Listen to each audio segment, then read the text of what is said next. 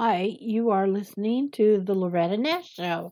I am reading from I'll Take My Stand by 12 Southerners. It's a book, first edition. I got this for 50 cents at the library. They were discard book. It says first edition, 1930 inside. And so far, the introduction sounded just like now. Even though this is 1930s when the book was written, and this is 2021. Um, you can, Laura's blog has got my artwork on it and everything. And let me go ahead and this is so interesting. And I'm reading in this um, part is called Reconstructed but Ungenerated. Unregulate, regulate, regulate. Okay, some of these words are weird. Um, and I'm on page 10 in this book, first edition. 80-year-old book. Okay. Let me get back to this. The masculine form is hollowed by the masculine form is hallowed by Americans, as I have said, under the name of progress. The concept of progress is the concept of man increasingly command and eventually perfect command over the forces of nature, a concept which enhances too readily our con- concert and the brutalizes of our life. I believe there is possibly no depth scene of beauty or heroism of conduct, and no sublimitary of sublimitary of religion which is not informed by the humble sense of man's precocious position in the universe. The feminine form is likewise hallowed among us under the name of service. The term has many meanings, but we've come finally to the one which is critical of the moderns. For the moderns, service means the function of Eve. It means the seducting of laggard men into fresh struggles with nature. It has special application to the apparently stagnant sections of mankind. It bruises itself with the heathen Chinese. So it says Chinese. Chinee, the Roman Catholic Mexican, with the lower classes in our own society. It um, motivates the missionary. Yeah, I might get in trouble with this book because some really words in. Yeah, it's by Southerners. Okay, let's get back to here. It is watchwords are such as protagonism, individualism, democracy, and the point of its appeal is a discontent, generally noble divine. Progress and service is not European slogans. They are Americanism. They alone have devoted our lives into individuals which are admirable with their proper limits, but which expose us to slavery when pursued without critical intelligence. Some Europeans are taken in by the ideals, but hardly in American communities on the whole. Herr Spengler, Spengler, yeah, this is this. Herr Spengler, with the gestures of defeat, glorifies the modern American captain of industry with his compares his positive when he compares his positive achievements with the flu f f futilities of modern poets and artists. F-U fluidities of modern poets and artists. Sorry, my accent's gonna get you, gonna get me in trouble. But I'll get through this.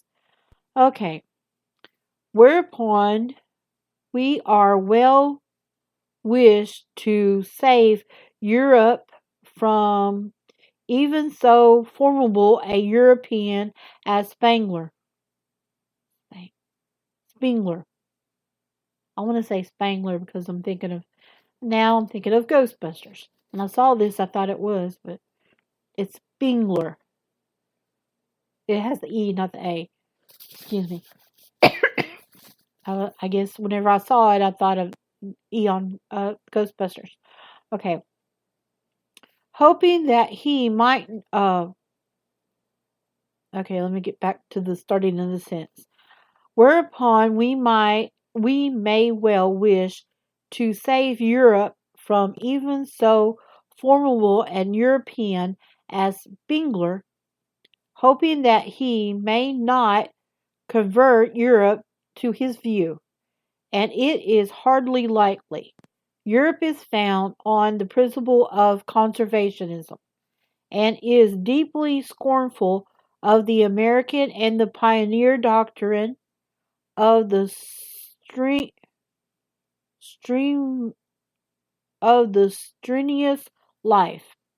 In 1918, there was a danger that Europe might ask to be Americanized, and American missionaries were quite prepared to answer the call. But since then,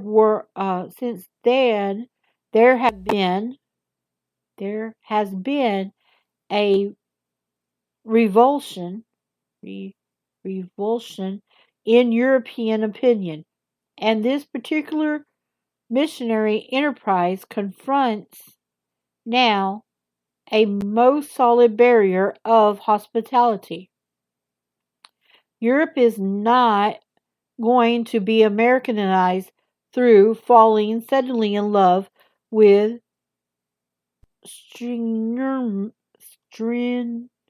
strenumerous. Okay, it only remains to be seen whether Europe may not be Americanized after all through envy, or through be reminded increasingly of their superior prosperity. That is an event to be determined by the force of European magnanimity. Europe's problem, not ours. And then that was section 3. And now this story has a section 4. I just looked at all this just a second ago. I'm going to look at it again. I think it goes up to 7. He has 7 little theses in this little article. And that's a lot. So we're in the fourth of this thesis of this dude. What is his name? Let me get back to the front page where his name was in this article or this thesis. John Crow Ransom. Huh. It's funny is that Ransom comes on my family tree. I wonder. Well, I'm not going to look it up because that's a lot of stuff to look up because there's a lot of people on here. And being Southern, of course, he probably is. It's just, yeah, and then since this is all Aquarian farm stuff, and now be a because that'd be back in the 18 something, and this is in the 17. This is 19. Okay, sorry, rabbit hole. Okay, we're in section 5 of this article, which is the not 5, fourth thesis of this, and I think I got at least 3 pages, and I'm just scanning it, and now I can read fast with my eyes, but my mouth I can't read as fast, and I sound like I'm a elementary school reader, which especially out loud, I sound like an elementary school reader because I always had trouble with it. Okay, this is section 4. The southern states were settled, of course, by miscellaneous strains, but eventually the one which determined the particular traditions of the South was the one which came out of Europe, most convenient by the ventures to establishment, constraining with those strained which seem for the most part to have dominated the other sections, and which came out of Europe feeling rebellious towards all establishment. There are a good many faults to be found with the Old South, but hardly the fault of being interpretedly addict to work and to gross material prosperity. The South never conceded that the whole duty of man was to increase material production, or that the index of the degree of his culture was the volume of his material production. His business seemed to be rather to envelop both his work and his play with leisure, while permitting the activity of intelligence. On this assumption, the South pioneered her way to a sufficiently comfortable and rural sort of establishment, considering that the establishment was something stable, and proceeded to enjoy the fruits thereof. The arts of the section of the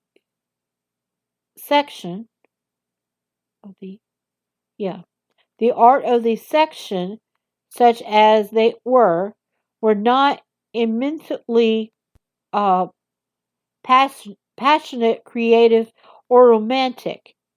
They were the 18th century social arts of dress, conversation, manners and the table, the hunt, policies, oratory,